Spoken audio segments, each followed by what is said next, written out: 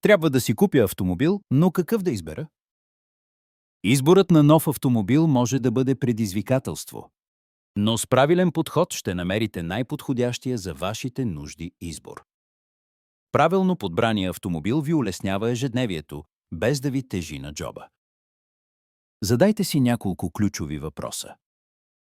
За какво ще използвате колата? Къде ще пътувате? Предимно градско или пътуване на дълъг път? Ще имате ли нужда от голям багажник?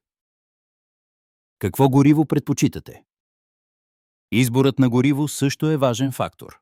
Бензин, дизел, хибрид или електрически. Каква скоростна кутия искате? Изборът на скоростна кутия за вашия автомобил ще повлияе на цялостното ви шофьорско преживяване, икономията на гориво и поддържането на автомобила. Затова изберете внимателно какво искате – ръчна или автоматична. Какъв тип купе ще отговаря на вашите нужди?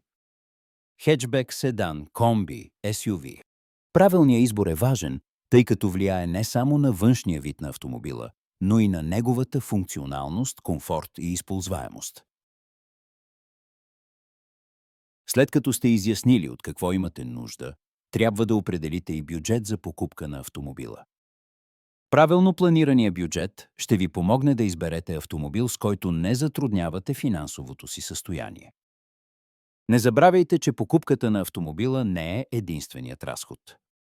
Включете разходи за прехвърляне на автомобила, застраховка и разходите за първоначално обслужване.